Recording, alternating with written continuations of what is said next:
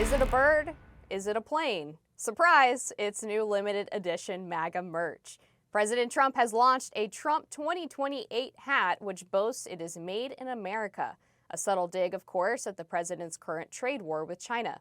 He's also launching a Trump 2028 shirt, which says, quote, rewrite the rules. The new merch comes weeks after the president told NBC News that he is not joking about the possibility of running for a third term, though that would be prohibited under the Constitution. Despite that, Trump has said, quote, there are methods, unquote, that could make a third Trump term possible. The item's descriptions do not explicitly state if Trump will actually be pursuing another term. The hat listing says, the future looks bright. Rewrite the rules with the Trump 2028 high crown hat. The new merch has taken social media by storm. The president's son, Eric Trump, posted an Instagram story wearing the hat. And Georgia Congresswoman Marjorie Taylor Greene posted on X, nice hat, Eric Trump. Other users are slamming Trump. Political commentator Ed Krasenstein writes, Trump wants to be Putin so bad he doesn't plan to leave office. If you can't see that now, you're either blind or you simply don't care. Amber, I think here we will probably disagree, but I think that maybe there may be a measure of common ground in the idea that I do find the merch essentially trolling. I don't find the joke particularly funny, but I get the idea that it is meant to inflame outrage and to have Liberals say the kind of thing that Mr. Krasenstein said there. So that, I mean, I don't get, I suppose, overly in a lather about the selling of the hats.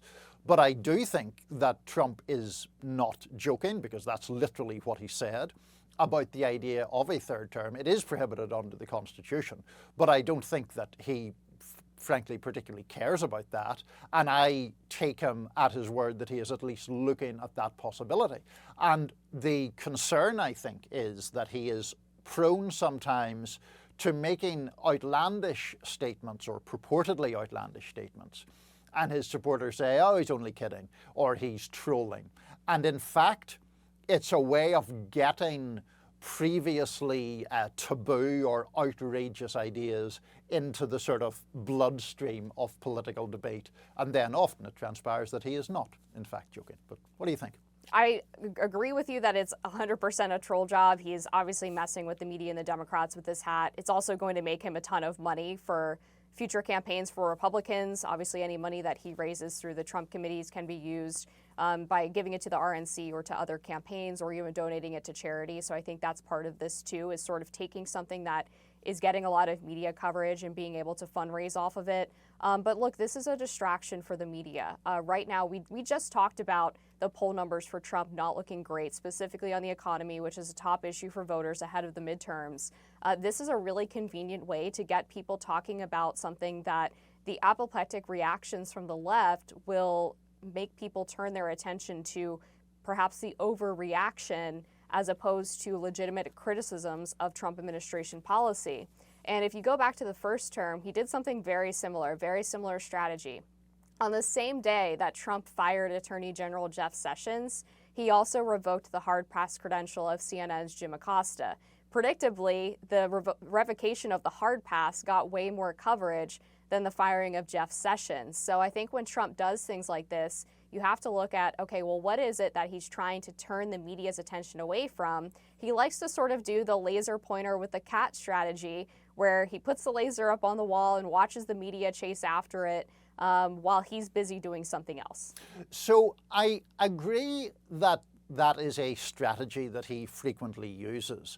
Where I disagree, I think, is that a president suggesting that he might or would seek a third term is in fact deserving of apoplexy, because it is so blatantly unconstitutional and because of Trump's history about 2020 and all of that.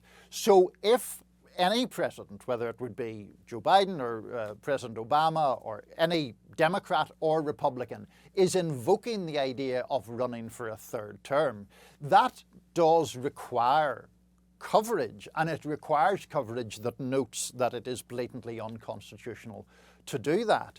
Now, whether it is a distraction or not, it's sort of so fundamental to the way the American Constitution has been set up ever since FDR that it absolutely requires some sort of serious coverage in reaction to it. Now, to be clear, I'm talking about Trump's overall comments on this topic. The hat, I'm more aligned with you on. I think that's just an obvious stirring of outrage. I think another important thing to understand about Trump is that when people ask him if he will rule something out, that is an automatic way to get him to say the opposite. This has happened time and time again. People say, will you rule out X? Will you rule out Y? And they'd be like, well, we're looking at it. We'll see. I don't know yet. And that's just sort of his classic reaction because he doesn't like to be pinned down by questions from the media. So that's how I view his response to Kirsten Welker when they first had that interview about potentially having a third term. And I don't think it's entirely fair to compare what happened in 2020 to this. It is obviously unconstitutional, which is why I think it's so absurd to take it too seriously.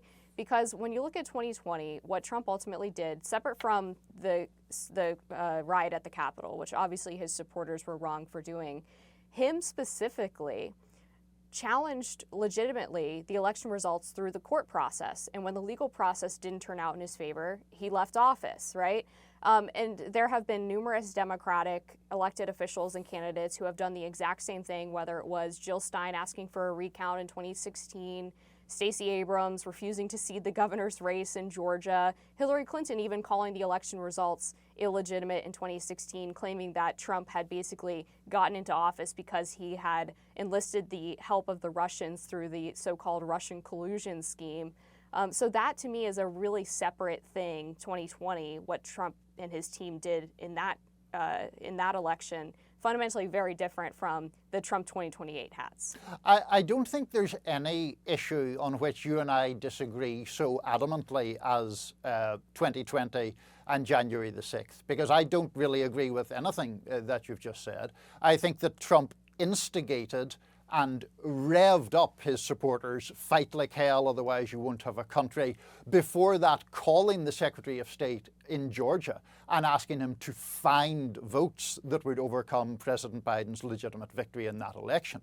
So I consider that to be an absolutely appalling series of actions by then President Trump, and something that would have absolutely undercut the rule of law in this country and American democracy. I think we have to leave it there. We do. Take care. On the next topic, we will have Democratic National Committee Vice Chair David Hogg, who is in more hot water with his own party, coming up next.